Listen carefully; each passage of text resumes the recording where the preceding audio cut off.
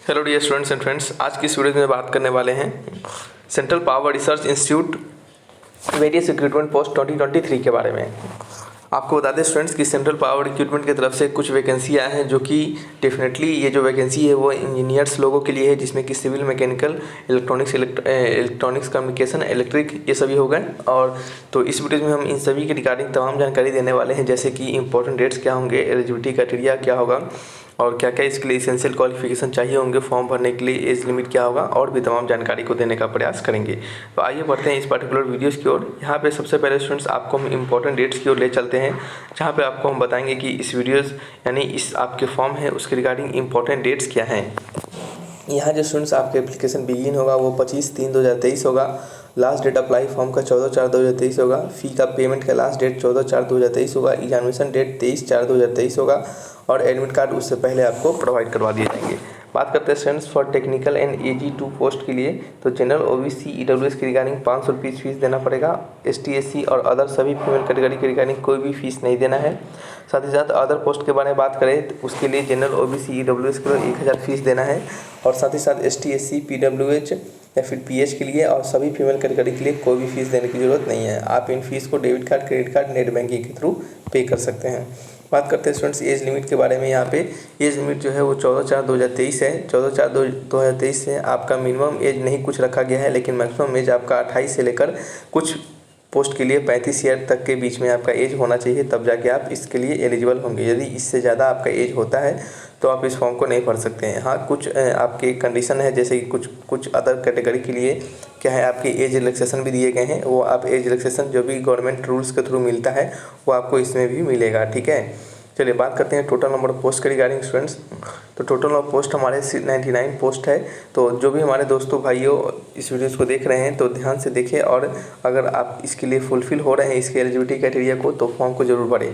बात करते हैं इलेक्ट्रिकल इंजीनियरिंग ऑफिसर ग्रेड 1 के लिए 22 पोस्ट है। ठीक है, जिसमें कि BE BTech होना चाहिए और मिनिमम आपका फर्स्ट क्लास से पास होना चाहिए। ठीक है, और जिस ट्रेड में आप अप्लाई कर रहे हैं उसके लिए रिलेटेड आपका ट्रेड का डिग्री होना चाहिए। ठीक है, बात करते हैं यहाँ पे इसके साथ साथ आपको गेट का स्कोर मांगा गया है, या तो 2021 का, 2022 का, 2023 का, किसी का भी गेट का स्कोर है तो आप इस फॉर्म को भर सकते हैं। ठीक है, मैक्सिमम एज इसके लिए 30 ईयर रखा गया है। इलेक्ट्रॉनिक्स कम्युनिकेशन एंड इंजीनियरिंग के लिए स्टूडेंट्स 5 वैकेंसी को निकाला गया है, जिसके लिए भी आपका जो एजुकेशन क्वालिफिकेशन है वो आपका सेम टू सेम यही है। ठीक है, बात करते हैं उसी प्रकार से मैकेनिकल इंजीनियरिंग ऑफिसर ग्रेड 1 के लिए, इसके लिए 9 वैकेंसी है, इसके लिए भी सेम टू सेम क्वालिफिकेशन है। सिविल इंजीनियरिंग ऑफिसर ग्रेड 1 के लिए 4 वैकेंसी है और इसके लिए भी सेम टू सेम क्वालिफिकेशन है, यही BE BTech होना चाहिए, और साथ ही साथ क्या होना चाहिए, फर्स्ट क्लास से पास होना चाहिए और आपके पास गेट का स्कोर होना चाहिए, या तो 2021, 2022, 2023 में से किसी का भी।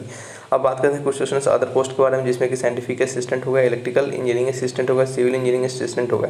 सभी के आप यहाँ पे पोस्ट को देख सकते हैं। साइंटिफिक असिस्टेंट के लिए बैचलर डिग्री चाहिए साइंस में BSc, जिसमें केमिस्ट्री होना चाहिए और साथ ही साथ 5 ईयर का एक्सपीरियंस होना चाहिए, और इसके लिए मैक्सिमम एज 35 ईयर है।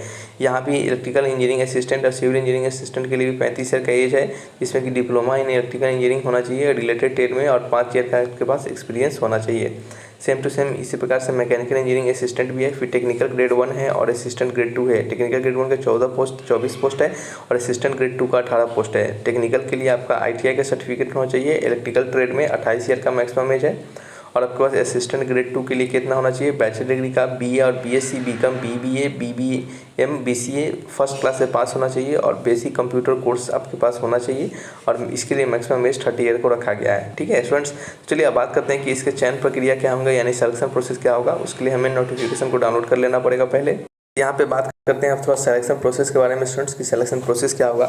चलिए आपको यहाँ पे सिलेक्शन प्रोसेस के साथ साथ हम आपको यहाँ पे सैलरी भी बताते चलेंगे साथ ही साथ। ठीक है, बात करते हैं स्टूडेंट्स इंजीनियरिंग ऑफिसर ग्रेड 1 के लिए। इंजीनियरिंग ऑफिसर ग्रेड 1 का सैलरी लेवल 7 होगा, और इसके लिए 44,900 से लेकर 1,42,000 के बीच में आपको सैलरी प्रोवाइड करवाए जाएंगे। बात करते हैं स्टूडेंट्स यहाँ पे इनका सिलेक्शन कैसे होगा, सिलेक्शन प्रोसीजर क्या होगा इनके लिए।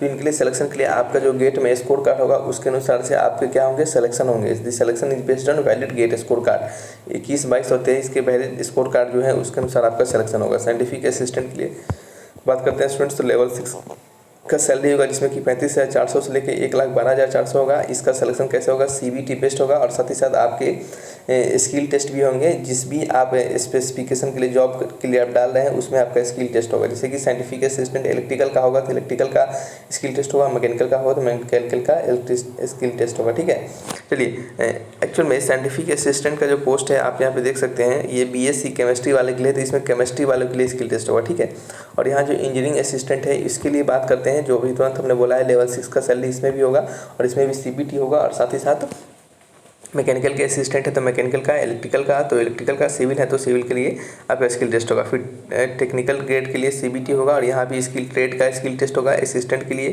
क्या होगा, लेवल 4 का सैलरी होगा। यहाँ भी क्या होंगे, CBT सिर्फ एग्जामिनेशन होंगे, यहाँ कोई स्किल टेस्ट नहीं होगा। ठीक है, तो इस प्रकार से क्या होंगे, आपके सिलेक्शन होंगे।